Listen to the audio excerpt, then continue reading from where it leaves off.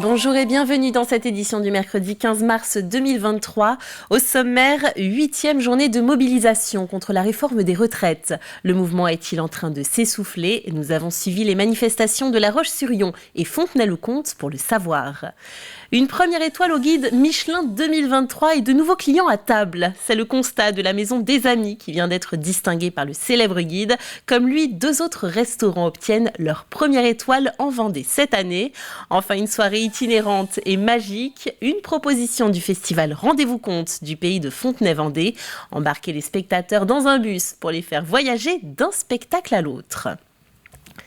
Mais on démarre par cette nouvelle journée de mobilisation contre la réforme des retraites, la 8e. À La Roche-sur-Yon, elle est partie à 14h du boulevard Sully. Et côté participation, les chiffres font le grand écart. 2400 manifestants selon la police, 7000 selon les syndicats et une volonté toujours présente.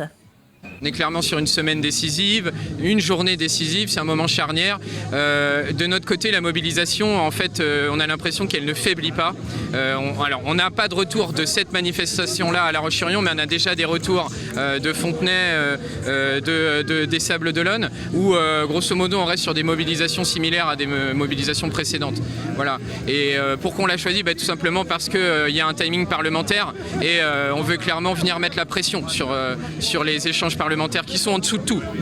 La CGT Mines Énergie revendique avoir coupé l'électricité pendant 4 à 5 heures ce matin chez Bruno Retailleau dans la commune de Saint-Malo-du-Bois. Tenter de faire pression sur des élus en ciblant leur domicile traduit une dérive où la violence l'emporte sur le dialogue, dénonce le président du groupe Les Républicains au Sénat dans un communiqué. Ce dernier a déposé plainte auprès du procureur de la République. À Fontenay-le-Comte, le cortège est parti de la place de Verdun à 10h ce matin. Il a rassemblé près de 600 personnes selon la police et plus de 1000 selon les organisateurs. C'est moins que lors du dernier rassemblement. Après une déambulation dans les rues, le cortège a fait une halte devant la permanence du député de la 5e circonscription de la Vendée, celle de Pierre Henriet, où des prises de parole ont eu lieu. Je suis venu aux manifestations précédentes et on essaie de rester mobilisé jusqu'au bout en espérant qu'on puisse faire plier le gouvernement d'ici les quelques jours qui nous restent. Ça ne permet pas de mettre à l'arrêt le pays, ce qui ferait peut-être réagir le gouvernement, mais bon, on fait avec les moyens qu'on a en espérant que ce soit entendu et pris en considération. On n'est pas sur Terre juste pour travailler, donc je voudrais pouvoir avoir une retraite à un âge où je serai encore en forme et où je pourrais profiter peut-être de mes petits-enfants. Je suis de la génération des années 60. J'ai voté en 1980 pour François Mitterrand pour la retraite à 60 ans. Donc on ne va pas faire marche arrière. En marche, oui, mais pas en marche arrière. Nous vous parlions hier de cet impressionnant incendie d'un atelier de réparation poids lourd à la Meyrette-Tillé, mobilisant 74 pompiers et 40 engins de secours. Intervention au cours de laquelle a été mise en place des outils de mesure de la qualité de l'air appelés canistères afin de prévenir les risques chimiques. L'outil que vous voyez sur la photo placée sur la RD 752 a été dérobé durant l'intervention. Si vous détenez ou retrouvez le canistère, rapportez-le au centre d'incendie et de secours le plus proche. En l'absence d'une restitution rapide, prévient le SDIS 85, une plainte pour vol sera déposée. Fin des recherches pour la gendarmerie de la Vendée après l'appel à témoins concernant la disparition de Daniel Prévost, 78 ans, parti de l'EHPAD Beau Séjour de Champ-Saint-Père dimanche. Le corps de ce dernier a été retrouvé sans vie. Allez, on parle cuisine à présent. Lundi 6 mars, le guide Michelin dévoilait son palmarès 2023 et parmi les heureux distingués, Alexandre Couillon, le chef du restaurant La Marine, unique récipiendaire en France d'une 3e étoile. Du côté des premières étoiles, 3 restaurants ont obtenu une première distinction. C'est le cas de la Maison des Amis à Mareuil-sur-Lay. Cette récompense est un véritable bonus et attire de nouveaux curieux à sa table. Le reportage d'Agathe Poulet. Avec son cadre lumineux et ses saveurs harmonieuses, la Maison des Amis séduit les papilles de ses clients, en plus de l'annonce de sa première étoile Michelin. C'est amplement mérité. L'originalité des plats et la gentillesse, ils sont très simples et du coup, je trouve que l'ambiance est conviviale. Et puis surtout ce qu'il y a dans l'assiette, parce qu'on se régale à chaque fois.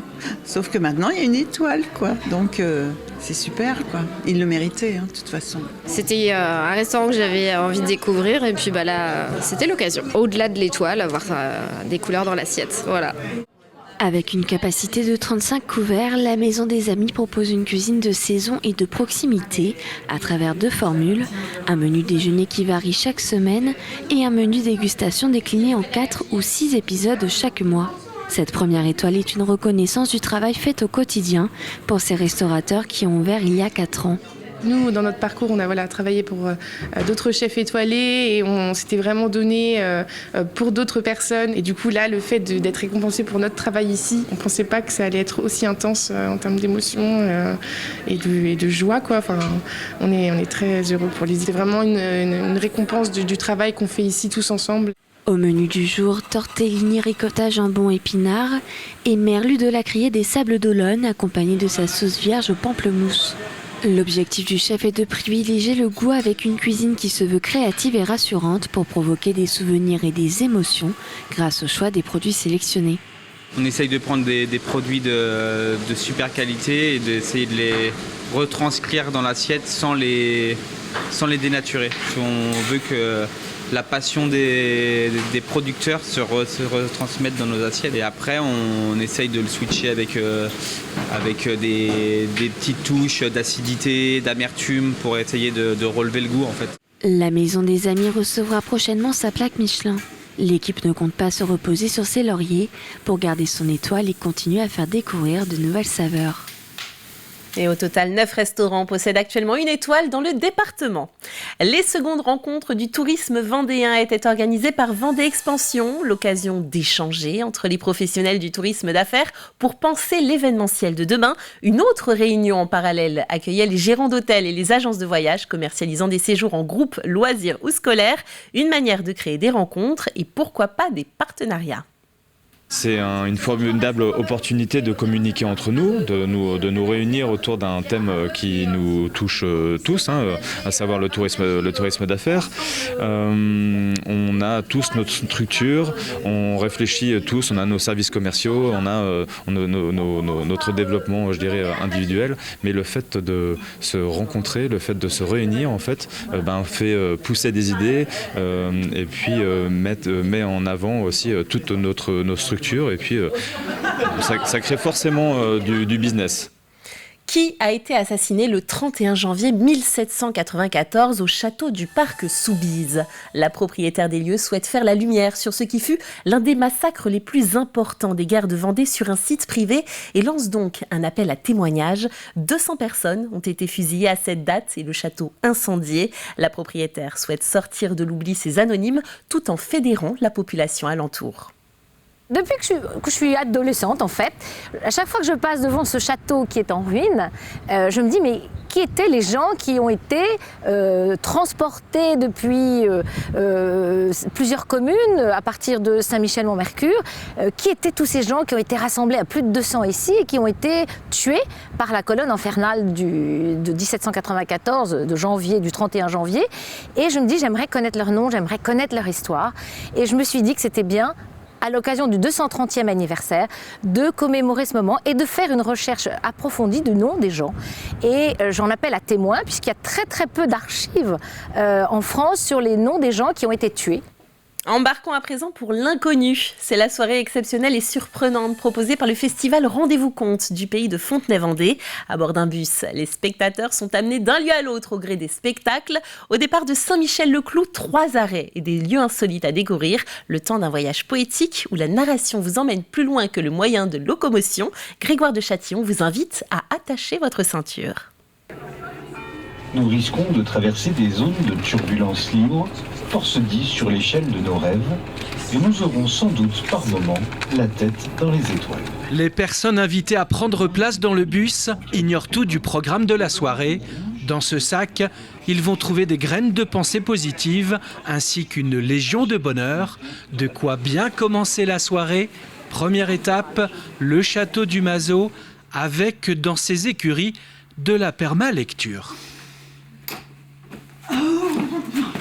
Oh, pourriez-vous me dire, s'il vous plaît, par où je dois m'en aller d'ici? Libre. La conteuse Fabienne Martineau est une semencière d'histoire. Et plein, splash, spotters, spottutius, drupultius.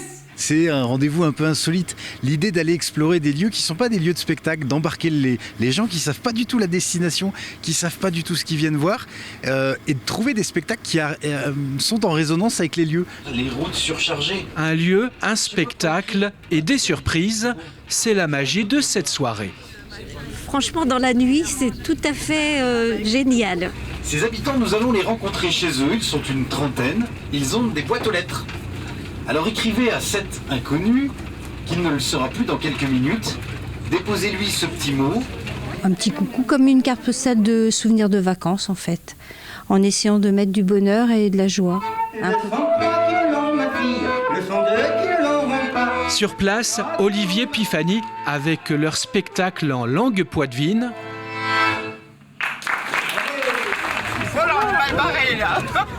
Je pense que c'est une blague. Impossible de nous rendre à la destination prévue. C'est surprise en surprise, et tout est bien. On a l'impression qu'on a fait 100 km alors qu'on en a fait 5,5. Un voyage à Saint-Michel-le-Cloux, cette fois-ci à la rencontre des compagnons d'Emmaüs pour une destination Far West. Être cow-boy, c'est être seul face à une nature hostile et sauvage. Rendez-vous compte, c'est la conquête de l'Ouest avec ce spectacle d'Achille Grimaud.